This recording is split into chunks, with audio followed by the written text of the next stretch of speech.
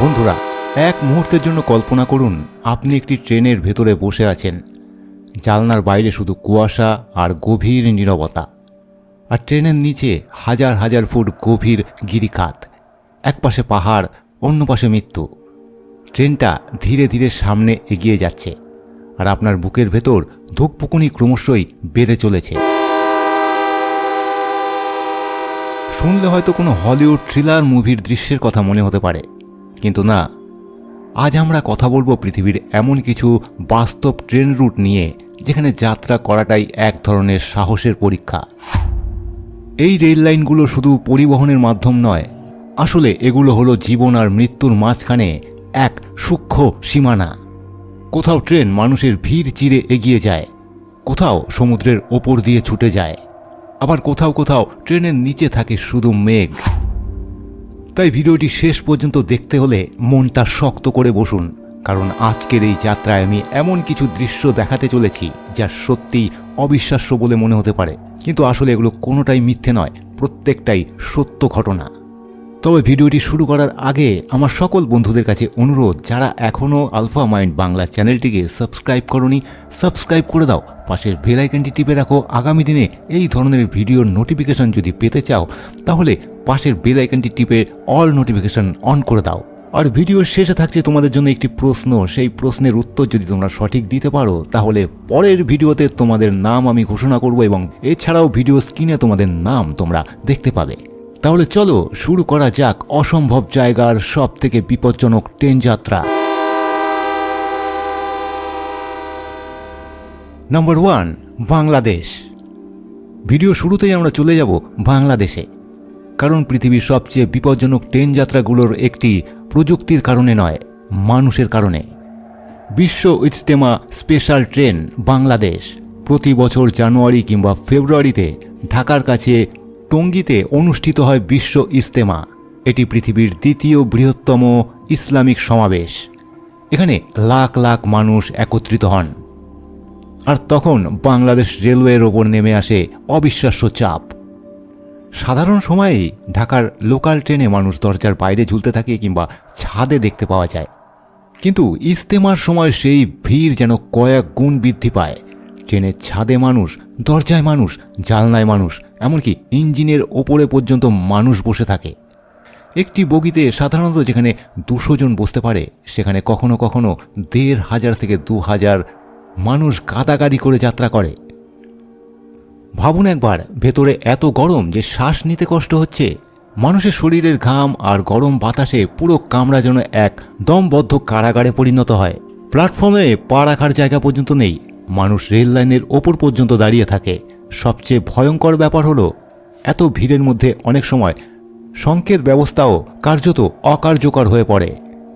Train পুরোপুরি থামার আগেই মানুষ ওঠানামা শুরু করে দেয়, ফলে দুর্ঘটনা, পদদলিত হওয়া, পড়ে যাওয়া, এসব ঘটনা নতুন কিছু নয়। তবুও মানুষ আসে, কারণ তাদের কাছে এটা ভ্রমণ নয়, একটা বিশ্বাসের যাত্রা। হয়তো সেই কারণেই বাংলাদেশের এই ট্রেন যাত্রা পৃথিবীর সবচেয়ে অবিশ্বাস্য দৃশ্যগুলোর মধ্যে একটি। Number 2, Vietnam. এবার চলুন ভিয়েতনামের রাজধানী হ্যানয়েতে, একটি শহর যা তার ব্যস্ত রাস্তা, স্ট্রিট ফুড আর প্রাণবদ্ধ জীবনের জন্য বিখ্যাত। কিন্তু এই শহরের মাঝেই লুকিয়ে আছে এমন একটা জায়গা, যেখানে প্রতিদিন মৃত্যু আর স্বাভাবিক জীবন একসাথে পাশাপাশি হাঁটে। জায়গাটির নাম ট্রেন স্ট্রিট। প্রথমবার দেখলে মনে হবে এটা হয়তো কোনো সিনেমার সেট, কারণ এত সরু একটা রাস্তার মাঝখান দিয়ে আসল ট্রেন চলতে পারে, এটা বিশ্বাস করা কিন্তু কঠিন। এই গলির দুই পাশে ছোট ছোট বাড়ি, ক্যাফে আছে, চায়ের দোকান আছে, মানুষ বসে গল্প করছে, কেউ কফি খাচ্ছে, কেউ মোবাইলে ছবি তুলছে। সব কিছু একদম স্বাভাবিক, কিন্তু হঠাৎ করে দূর থেকে ভেসে আসে একটা ট্রেনের হর্ন, আর তারপর কয়েক সেকেন্ডের মধ্যেই পুরো রাস্তার পরিবেশ বদলে যায়। দোকানদাররা দ্রুত চেয়ার টেবিল সরাতে শুরু করে, মানুষ দেয়ালের সাথে গা লাগিয়ে দাঁড়িয়ে পড়ে, কারণ কয়েক মুহূর্ত পরেই একটি বিশাল ট্রেন এই সরু রাস্তা দিয়ে চলে যাবে। সবচেয়ে অবাক করা বিষয় হলো, ট্রেন আর বাড়ির মাঝখানে দূরত্ব কিছু কিছু জায়গায় মাত্র 30 থেকে 40 সেন্টিমিটার। অর্থাৎ আপনি যদি হাত একটু বেশি বের করেন, তাহলেই সরাসরি ট্রেনের সাথে ধাক্কা লাগতে পারে। যখন ট্রেনটি ধীরে ধীরে সামনে আসে, তখন পুরো রাস্তা কেঁপে ওঠে। লোহার চাকার শব্দ, হর্নের আওয়াজ আর বাতাসের চাপ সব মিলিয়ে মুহূর্তটা হয়ে ওঠে ভয়ঙ্কর রোমাঞ্চকর। ট্রেনটা এত কাছ দিয়ে যায় যে জানলার ভেতরে বসা যাত্রীদের মুখ পর্যন্ত দেখা যায়। আর সবচেয়ে আশ্চর্যের ব্যাপার হলো এখানকার মানুষ এই বিপজ্জনক পরিবেশের সাথেই প্রতিদিন বেঁচে আছে। শিশুরা খেলছে, মানুষ রান্না করছে, পর্যটকরা ভিডিও বানাচ্ছে, আর তার ঠিক মাঝখান দিয়েই দিনে কয়েকবার ট্রেন ছুটে যাচ্ছে। 2019 সালে নিরাপত্তার কারণে ভিয়েতনাম সরকার এই এলাকা বন্ধ করার চেষ্টা করেছিল, কারণ অনেক পর্যটক ট্রেনের খুব কাছে দাঁড়িয়ে সেলফি তুলছিল। কেউ কেউ ভিডিও বানাতে গিয়ে বিপদের সম্মুখীন হয়। কিন্তু এত কিছুর পরেও এই জায়গা জনপ্রিয়তা কমেনি, কারণ ট্রেন স্ট্রিট শুধু একটি রেল লাইন নয়, এটা হ্যানয়ের জীবনের অংশ। এখানে মানুষ আর ট্রেনের সম্পর্ক এতটাই কাছের যে মনে হয় শহরটা নিজেই ট্রেনের সাথে শ্বাস নিচ্ছে। ভাবুন একবার, আপনি একটা ছোট্ট ক্যাফেতে বসে কফি খাচ্ছেন, আর কয়েক সেকেন্ড পর একটা বিশাল ট্রেন আপনার পাশ ঘেঁষে চলে যাচ্ছে। এমন অভিজ্ঞতা পৃথিবীর খুব কম জায়গাতেই পাওয়া যায়। আর সেই কারণেই ভিয়েতনাম ট্রেন স্ট্রিট পৃথিবীর সবচেয়ে বিপজ্জনক এবং সবচেয়ে অবিশ্বাস্য ট্রেন যাত্রার মধ্যে একটি হিসেবে পরিচিত। Number 3, Russia, Siberia. এবার আমরা চলে যাব সরাসরি রাশিয়ার সাইবেরিয়ায়। রাশিয়া সাইবেরিয়ার নাম শুনলেই আমাদের চোখের সামনে ভেসে ওঠে এক বরফে ঢাকা নির্জন পৃথিবী। চারদিকে শুধু সাদা তুষার, হিমেল বাতাস আর অদ্ভুত এক নীরবতা। কিন্তু এই জমাট বাঁধা ঠান্ডার মাঝে লুকিয়ে আছে এমন এক জায়গা যেটা দেখতে যেন এক অন্য গ্রহের অংশ। স্বাগতম আপনাকে রাশিয়ার আলতাই অঞ্চলের বার্লিস্কো লেকে। এটি সাধারণ কোনো হ্রদ নয়, এই হ্রদের জল গোলাপি। হ্যাঁ, পুরো হ্রদটাই এখনও হালকা গোলাপি, কখনো লালচে, কখনো কমলা রঙে বদলে যায়। প্রথমবার দেখলে মনে হতে পারে হয়তো কেউ জলের ওপরে ফটোশপ করে দিয়েছে, কিন্তু না, এটা বাস্তব। এই অদ্ভুত রঙের কারণ হলো জলের ভেতরে থাকা বিশেষ ধরনের শৈবাল আর ব্যাকটেরিয়া সূর্যের আলো আর আবহাওয়ার পরিবর্তনের সাথে সাথে তাদের রঙও বদলে যায়। কিন্তু এই হ্রদের সবচেয়ে অবিশ্বাস্য ব্যাপারটা হলো এই বিশাল হ্রদটির ঠিক মাঝখান দিয়ে চলে গেছে একটি সরু রেল লাইন। হ্যাঁ বন্ধুরা, একটি আসল ট্রেন লাইন। দূর থেকে দেখলে মনে হতে পারে ট্রেনটা যেন জলের ওপরে ভেসে চলেছে। মূলত এই রেল লাইন তৈরি করা হয়েছে হ্রদ থেকে লবণ সংগ্রহ করার জন্য, কারণ বার্লিস্কো লেক অত্যন্ত লবণাক্ত। ট্রেনগুলো এখানে ভারী লবণ বোঝাই করে হ্রদের মাঝখান দিয়ে ধীরে ধীরে এগিয়ে যায়। কিন্তু এই সৌন্দর্যের পেছনেই লুকিয়ে আছে ভয়ঙ্কর বিপদ, কারণ লবণ ধাতুকে খুব দ্রুত ক্ষয় করতে পারে। রেল লাইনের ওপর সব সময় লবণের আস্তরণ জমে থাকে, ফলে ট্র্যাকগুলো দ্রুত দুর্বল হয়ে পড়ে, বারবার মেরামত করতে হয়। একটু ভুল মানেই দুর্ঘটনা। আর সবচেয়ে ভয়ের বিষয় হলো এই জায়গাটা এতটাই নির্জন যে যে কোনো সমস্যা হলে আশেপাশে তৎক্ষণাৎ সাহায্য পাওয়া প্রায় অসম্ভব। ভাবুন একবার, আপনি একটি ট্রেনে বসে আছেন, চারপাশে শুধু গোলাপি রঙের জল, না আছে শহর, না কোনো মানুষের শব্দ, শুধু হালকা বাতাস আর ট্রেনের চাকার শব্দ। এমন এক পরিবেশ যেখানে সৌন্দর্য আর ভয় একই সাথে অনুভব করা যায়। পর্যটকদের কাছে এটি পৃথিবীর সবচেয়ে অদ্ভুত অভিজ্ঞতাগুলোর মধ্যে একটি, কারণ এখানে এসে মনে হয় আপনি যেন পৃথিবীতে নয়, অন্য কোনো রহস্যময় গ্রহে চলে এসেছেন। কিন্তু যারা প্রতিদিন এই লাইনের উপরে কাজ করে তাদের কাছে এটা শুধুই সৌন্দর্য নয়, এটা প্রকৃতির বিরুদ্ধে প্রতিদিন এক কঠিন যুদ্ধ। এবার চলুন দক্ষিণ আমেরিকায়, যেখানে ট্রেন শুধু পাহাড় পেরোয় না, মনে হয় যেন মেঘের ভেতর দিয়ে চলে যাচ্ছে। চিলির উপকূলীয় শহর আন্তোফাগাস্তা থেকে শুরু হয় একটি ঐতিহাসিক রেল লাইন, এফসিএভি রেলওয়ে। পুরো নাম ফেরোকারিল দে আন্তোফাগাস্তা আ বলিভিয়া। নামটা হয়তো একটু কঠিন, কিন্তু এর যাত্রাপথ পৃথিবীর সবচেয়ে ভয়ঙ্কর ট্রেন রুটগুলোর মধ্যে একটি। এই রেল লাইন চিলির সমুদ্র বন্দরকে বলিভিয়ার খনি অঞ্চলগুলোর সাথে সংযুক্ত করে। শুনতে সাধারণ লাগলেও এই যাত্রা মোটেও সাধারণ নয়, কারণ ট্রেনটিকে প্রথমে পার হতে হয় পৃথিবীর সব থেকে সূক্ষ্ম মরুভূমি আটাকামা। এমন কিছু এলাকা আছে যেখানে বছরের পর বছর এক ফোঁটাও বৃষ্টি পড়ে না, চারিদিকে শুধু ধুলো, পাথর আর সূক্ষ্ম নীরবতা। দিনের বেলা প্রচণ্ড গরম আর রাতের বেলা হাড় কাঁপানো ঠান্ডা। কিন্তু বিপদ এখানেই শেষ হয় না। মরুভূমি পেরিয়ে ট্রেন ধীরে ধীরে উঠতে শুরু করে বিশাল আন্দিজ পর্বতমালার দিকে, আর তারপর পৌঁছে যায় 4000 কিলোমিটারেরও বেশি উচ্চতায়। এত উঁচুতে বাতাসে অক্সিজেনের পরিমাণ ভীষণ কমে যায়, ফলে অনেক যাত্রীর মাথা ঘোরাতে শুরু করে, কারো শ্বাস নিতে কষ্ট হয়, আবার কারো প্রচণ্ড বমি বমি ভাব লাগতে থাকে। কিন্তু একবার ভেবে দেখুন তো, যারা প্রতিদিন এই লাইন দিয়ে ট্রেন চালান তাদের জন্য এটা একেবারেই স্বাভাবিক রুটিন। কিছু এলাকার মাটির নিচে রয়েছে আগ্নেয়গিরির সক্রিয় অঞ্চল, যেখানে ফাটল দিয়ে মাঝে মধ্যেই বিষাক্ত গ্যাস বেরোতে শুরু করে। তার ওপর পাহাড়ি ঝড়, ঘন্টায় 100 কিলোমিটার বেগে বাতাস বইতে পারে। কখনো বরফ, কখনো পাথরের ধস, কখনো অক্সিজেনের অভাব। প্রতিটি মুহূর্তে লুকিয়ে আছে নতুন নতুন বিপদ। তবুও এই ট্রেন থামে না, কারণ বলিভিয়ার জন্য এই রেল লাইন অত্যন্ত গুরুত্বপূর্ণ। দেশটি চারদিক থেকে স্থল বিশিষ্ট। সমুদ্র পর্যন্ত পৌঁছানোর জন্য এই পথটি তাদের কাছে বিশেষভাবে গুরুত্বপূর্ণ। তাই এই ট্রেন শুধুমাত্র একটি মালবাহী ট্রেন নয়, এটি একটি দেশের অর্থনীতি, বেঁচে থাকা আর বাইরের বিশ্বের সাথে সংযোগের প্রতীক।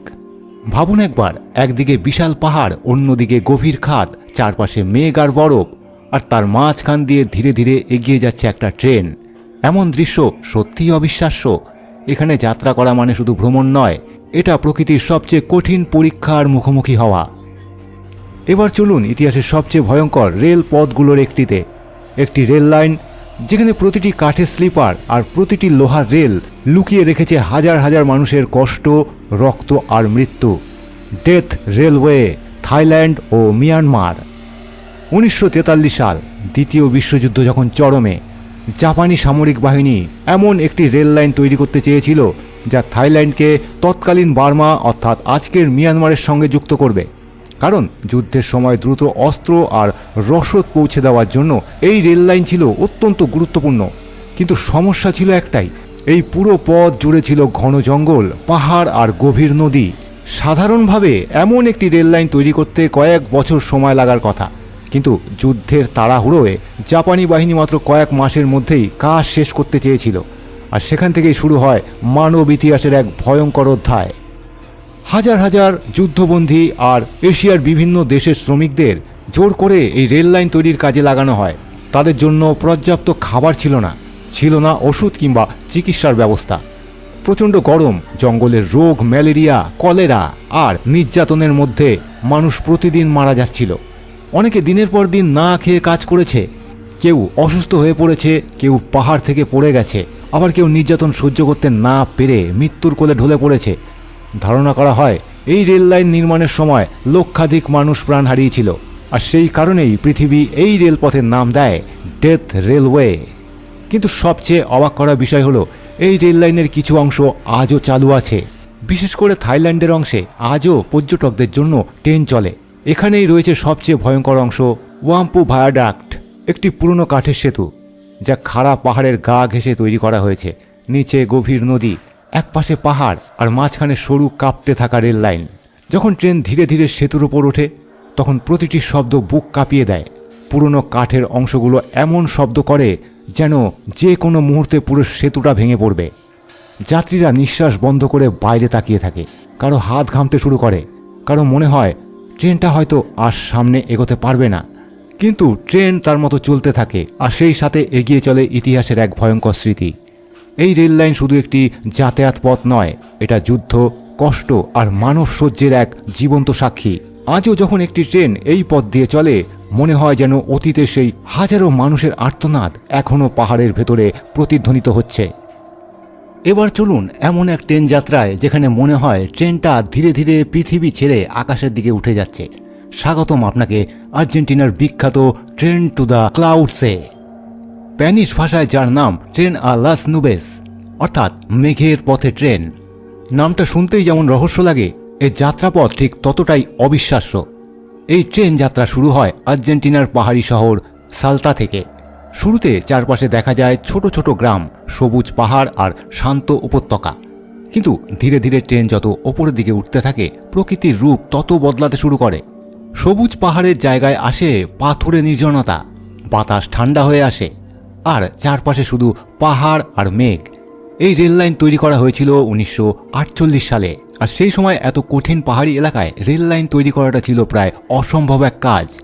সবচেয়ে আশ্চর্যের বিষয় হলো, এই রেল লাইনে খুব কম টানেল ব্যবহার করা হয়েছে, বরং প্রকৌশলীরা পাহাড়ের গা ঘেঁষে অদ্ভুত সব বাঁকা আর সপরিল পথ তৈরি করেছিলেন, যাতে ট্রেন ধীরে ধীরে উচ্চতায় উঠতে পারে। আর সেইভাবেই ট্রেন পৌঁছে যায় 4220 মিটার উচ্চতায়।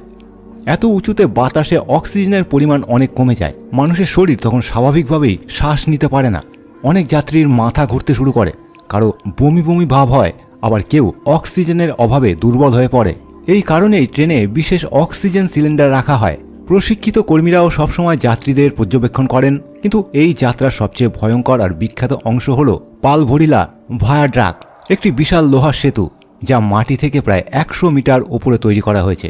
নিচে শুধু গভীর খাদ, চারপাশে বিশাল পাহাড় আর সামনে অসীম আকাশ। যখন ট্রেনটা ধীরে ধীরে সেতুর ওপরে ওঠে তখন মনে হয় আপনি যেন মেঘের ওপরে ভেসে আছেন। এখানে ট্রেনের গতি খুব কম, প্রায় ঘন্টায় 15 কিলোমিটার, কিন্তু প্রতিটি সেকেন্ড এতটাই টেনশন আর বিস্ময়ে ভরা যে সময় যেন থেমে যায়। অনেক যাত্রী ভয়ে জানলা শক্ত করে ধরে বসে থাকে, আবার কেউ কেউ ক্যামেরা নামাতেই পারে না, কারণ দৃশ্যটা এতটাই সুন্দর যে চোখ ফেরানো অসম্ভব। কখনো ট্রেনের নিচে মেঘ ভাসে, মনে হয় ট্রেনটা যেন আকাশের মধ্যে দিয়ে চলছে। এটা শুধু একটা ট্রেন যাত্রা নয়, এটা এমন এক অভিজ্ঞতা যেখানে মানুষ প্রকৃতির বিশালতার সামনে নিজেকে খুব ছোট বলে মনে করে। আর সেই কারণেই ট্রেন টু দ্য ক্লাউডস পৃথিবীর সবচেয়ে অবিশ্বাস্য এবং বিপজ্জনক ট্রেন যাত্রাগুলোর মধ্যে একটি হিসেবে ধরা হয়। তো বন্ধুরা, এবার আপনাদের জন্য একটি প্রশ্ন। পৃথিবীর সবচেয়ে উঁচু জলপ্রপাতের নাম কি? পৃথিবীর সবথেকে উঁচু জলপ্রপাতের নাম কি? Option A Niagara Falls, option B Victoria Falls, option C Angel Falls এবং অপশন ডি ইগুয়াজু ফলস। এই 4টি অপশনের মধ্যে কোনটি সঠিক সেটি আপনাকে কমেন্ট বক্সে লিখে জানাতে হবে। যদি আপনি সঠিক উত্তর দিতে পারেন, পরের ভিডিওতে আপনার নাম ঘোষণা করা হবে এবং স্ক্রিনে আপনি আপনার নাম দেখতে পাবেন। তাহলে পরের ভিডিওর নোটিফিকেশন পেতে চ্যানেলটিকে সাবস্ক্রাইব করে এখনই বেল আইকনটি টিপে রাখুন। এই ভিডিওটি ভালো লাগলে একটি লাইক অবশ্যই করে দেবেন। আজকের মতো এটুকুই, দেখা হচ্ছে পরের ভিডিওতে। সবাই ভালো থাকবেন, নমস্কার।